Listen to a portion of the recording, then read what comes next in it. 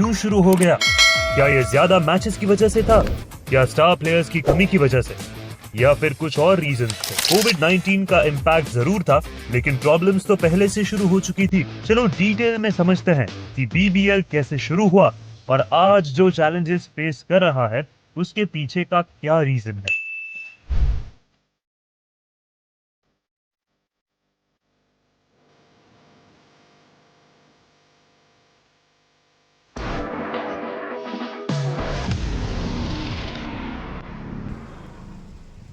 BBL की शुरुआत 2011-12 में हुई। उस समय फोकस ऑस्ट्रेलियन टीम और शेफील्ड शील्ड पर था।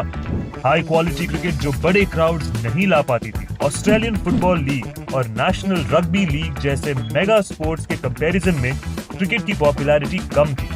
बीबीएल ने पहले शेफील्ड शील्ड और 50 ओवर टूर्नामेंट्स की तरह स्टेट्स के साथ शुरुआत की, लेकिन डोमेस्टिक क्रिकेट को प्रोफेशनल क्लब्स और राइवलरीज की जरूरत थी।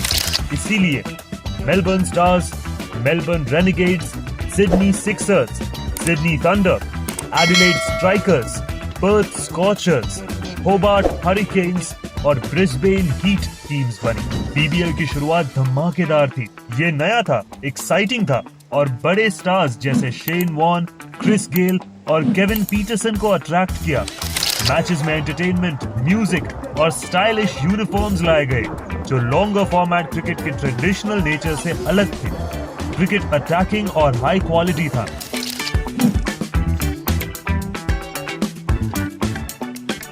शुरू में डर था कि बीबीएल टेस्ट क्रिकेट को इम्पैक्ट करेगा, लेकिन ये डर गलत निकला। 2013 में 2014-15 में बीबीएल ने 9.43 लाख की एवरेज ऑडियंस और फाइनल्स के लिए 1.9 मिलियन व्यूअर्स अट्रैक्ट किए।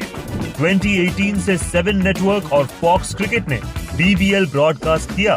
2024 में फॉक्सटेल और 7 ने इसे 2031 तक एक्सटेंड करते हुए $1.5 बिलियन का डील साइन किया।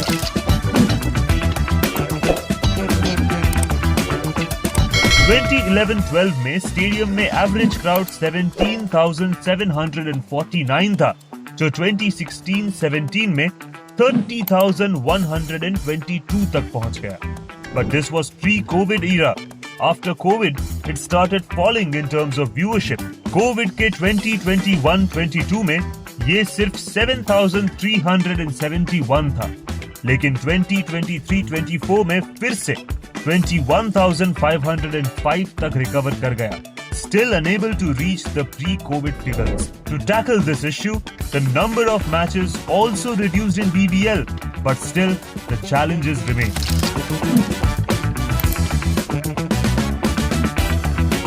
BBL की पॉपुलैरिटी काफी हद तक ऑस्ट्रेलिया के स्टार क्रिकेटर्स जैसे मानस लाबुशैन और स्टीव स्मिथ पर डिपेंडेंट थी, लेकिन ये स्टार्स या तो व्हाइट बॉल क्रेडेंशियल्स के लैक की वजह से या इंटरनेशनल कमिटमेंट्स के कारण लीग में कंसिस्टेंटली शामिल नहीं हो पाते। टेस्ट प्लेयर्स का एब्सेंस एक बड़ा चैलेंज बन गया है। अगर बीबीएल अपने आप को ग्लोबल लेवल पर स्ट्रॉन्ग शोकेस करना चाहती है, तो उसे प्लेयर्स की अवेलेबिलिटी और मार्की स्टार्स को अट्रैक्ट करने के लिए इनोवेटिव कॉन्ट्रैक्ट्स या शेड्यूल अलाइनमेंट करना होगा। T20 लीग्स का ट्रांजिएंट नेचर एक रिवॉल्विंग डोर इफेक्ट क्रिएट करता है। प्लेयर्स अक्सर मिड सीजन में दूसरी लीग्स या इंटरनेशनल कमिटमेंट्स के लिए छोड़कर चले जाते हैं। इस वजह से फैंस और टीम्स के बीच स्ट्रॉन्ग इमोशनल कनेक्शन बनाने में दिक्कत होती है। फैंस के लिए ये समझना मुश्किल हो जाता है कि कौन सी टीम उनके फेवरेट प्लेयर्स के साथ है।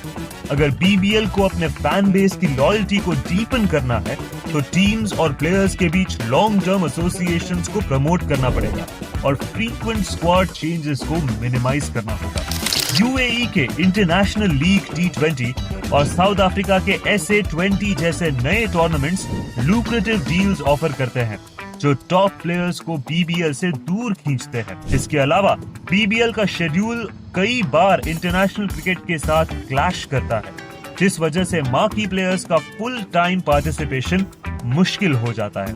लीग ने सीजन को शॉर्टन करके ये प्रॉब्लम सॉल्व करने की कोशिश तो की है, लेकिन अभी भी प्लेयर अवेलेबिलिटी एक बहुत बड़ा चैलेंज है।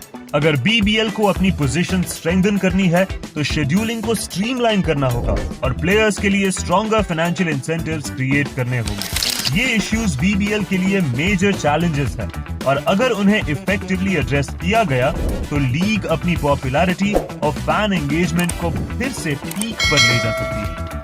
This was our story about the Big Bash